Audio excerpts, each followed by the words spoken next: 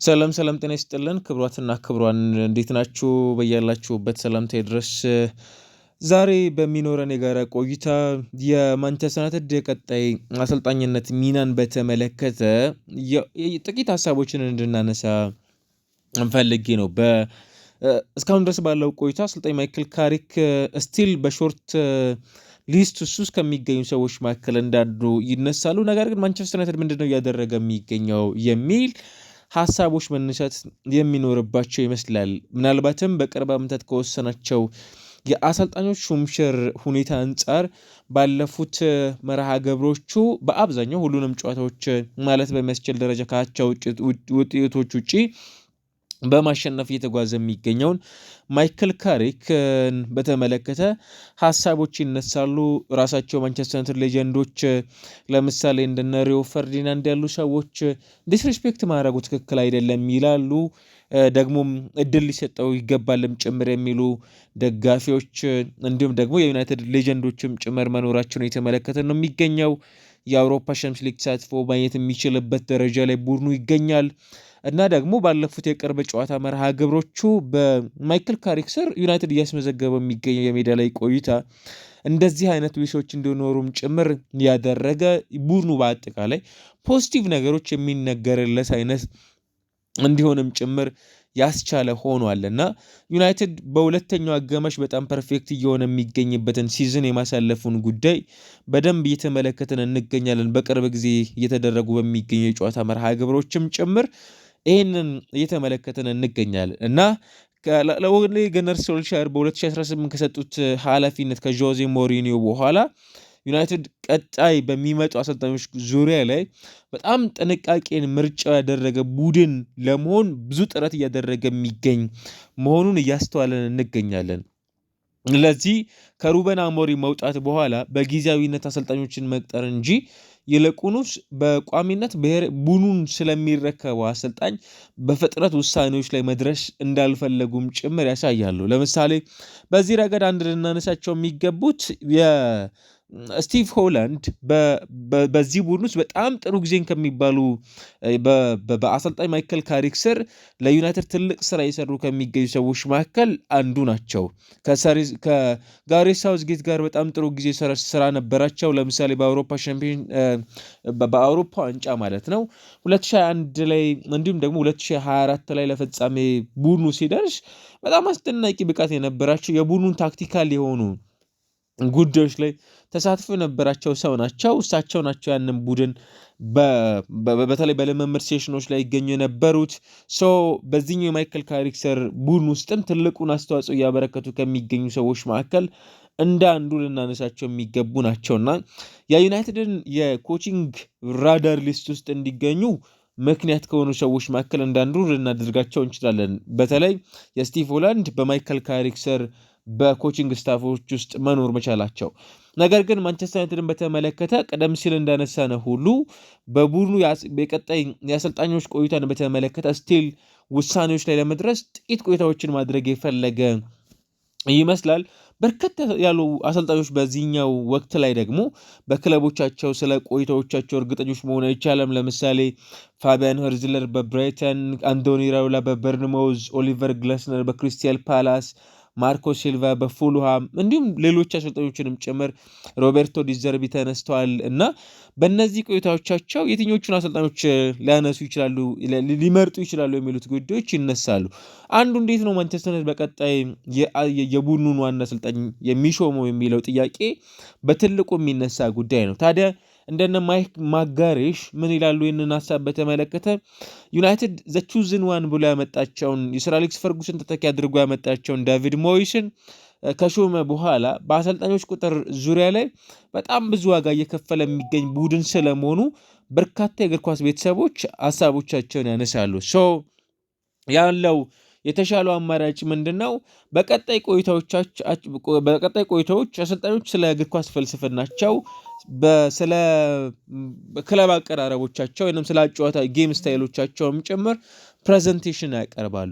እነዚህ ፕሬዘንቴሽኖቻቸው ምናልባትም በኦማር ቤራዳ፣ ጄሰን ዌልኮክስ፣ ክሪስቶፈር ቪቬል እንዲሁ ደግሞ ሰር ጂም ራትክሊፍ አማካኝነት ቀጣዩን የማንቸስተር ዩናይትድን የአሰልጣኝነትን ሚናን በተመለከተ ውሳኔዎች ላይ የሚደርሱባቸው እንደሚሆኑም ጭምር የሚጠበቁ ናቸው። ስለዚህ የሚያቀርቧቸው ፕሬዘንቴሽኖች የአሰልጣኞቹን በዩናይትድ ቤት ውስጥ ካላቸው ለምሳሌ ክለቡ ለአውሮፓ ቻምፒየንስ ሊግ መድረስ፣ የእንግሊዝ ፕሪሚየር ሊግ ዋንጫን ማሳካት፣ የአውሮፓ ቻምፒየንስ ሊግ በሚሉ ኳሊፊኬሽኖች በእነዚህ ሰዎች ስር ኢቫሉዌት የሚደረጉ ናቸው። ምናልባት ዝውውርን በተመለከተ ዩናይትድ እንደምታውቁት እንደነ ብሪያን ኤምቤሞ፣ ማቲያስ ኩኛ፣ ሴኔ ላመንስ በአጠቃላይ ብዙዎቻችን የምናስማማባቸውን የዝውውር መስኮቱን በሰለፍነው ኦልሞስት 6-7 ወራት ገደማ ላይ ያመጣቸው ተጫዋቾች በጣም ትልቅ ቫልዩ ያላቸው ናቸው። ኢቨን ቤንያሚን ሼሽኮ፣ ፓትሪክ ዶርጉንም ጭምር ሳንዘነጋና ይህንን ተከትሎ ጥር ላይ ማንቸስተር ዩናይትድ ለምንድነው ለተጫዋቾች ዝውውር ገንዘብ ያላወጣው የሚለው አንዱ የሚነሳው መከራከሪያ ርዕሰ ጉዳይ ዩናይትድ ጥር ላይ አሰልጣኙን ካሰናበተ ቀጣይ የሚመጣው አሰልጣኝ ባልታወቀበት ሁኔታ ላይ በዝውውር ገበያው ላይ መሳተፍ ያልፈለገበት አንዱ ምክንያት ይሄኛውን የሚሉ ሀሳቦች ይነሳሉ። ጃንዋሪ ላይ እንደምታስታውሱት ማንቸስተር ዩናይትድ በኩል ለተጫዋቾች ዝውውር ገንዘብ አላወጣም።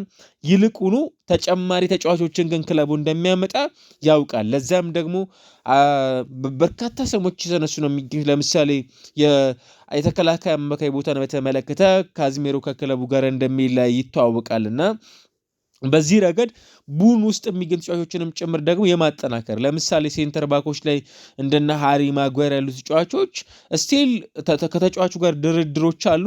ነገር ግን እስካሁን ድረስ ባለው ቆይታ ተስማምቷል የሚሉ በሩመር ደረጃ የወጡ የሚገኙ መረጃዎች አሉ እንጂ ተጫዋቹ ኮንትራት እየፈረመ አይደለም። በዚህ ምክንያት ሃሪ ማጓየር የኦልትራፎርድ ቆይታው አጠራጣሪ ነው። ነገር ግን አንድ ትልቅ ሴንተር ባክና ብሎም ደግሞ የተከላካይ አማካይ ስፍራ ቦታ የሚገኙ ተጫዋቾችን ወደ ክለቡ የመምጣት ፍላጎት አለው።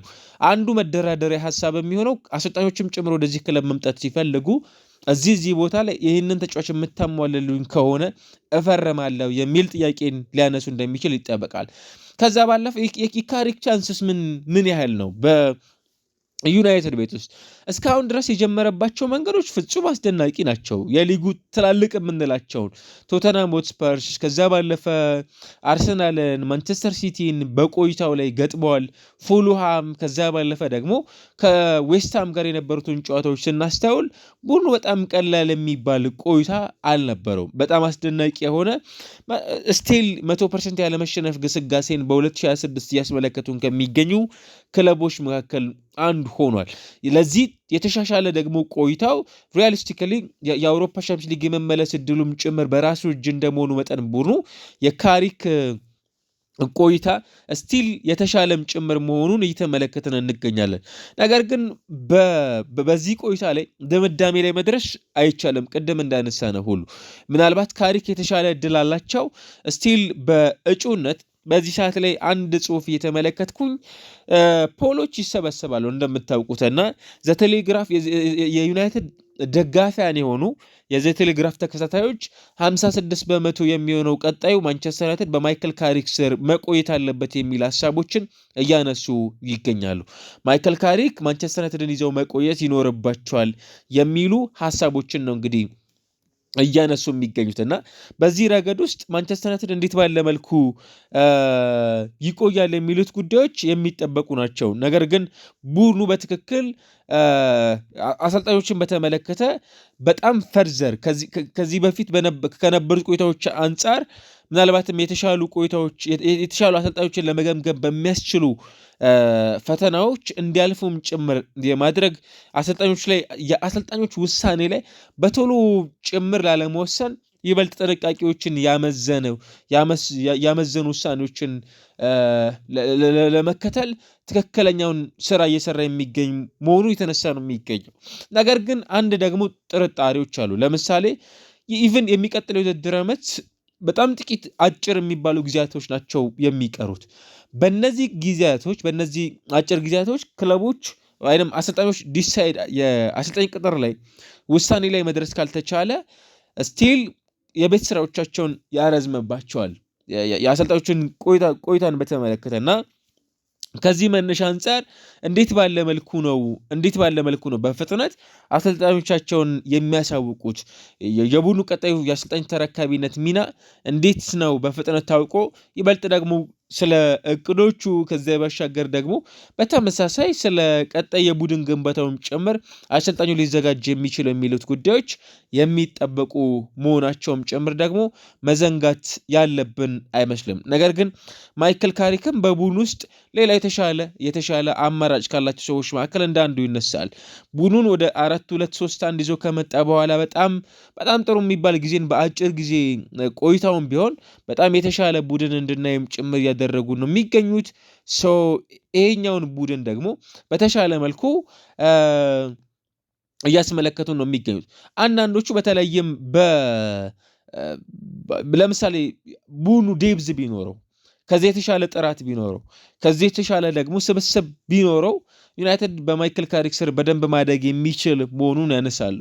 በተለይም ደግሞ ጥራታቸውን የጠበቁ ለምሳሌ በመከላከሉ ላይ ቅድም እንዳነሳነው ሁሉ እያደገ መምጣት የሚችል ቡድን ማየት የምንችልባቸው አማራጮች ካሉ ከዚህ የተሻለ ቡድን የማየት አማራጮች ይኖራሉ።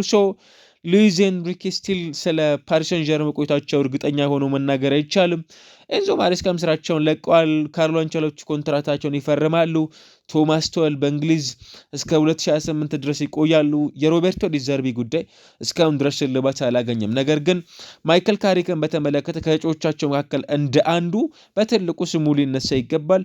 ማንቸስተር ዩናይትድ ግን ጥንቃቄዎችን ምርጫ ያደረገና በአሰልጣኞች ዙሪያ ላይ ብዙ ምርመራዎችን እያከናወነ መሆኑ ግን እየተሰማ ነው የሚገኘው።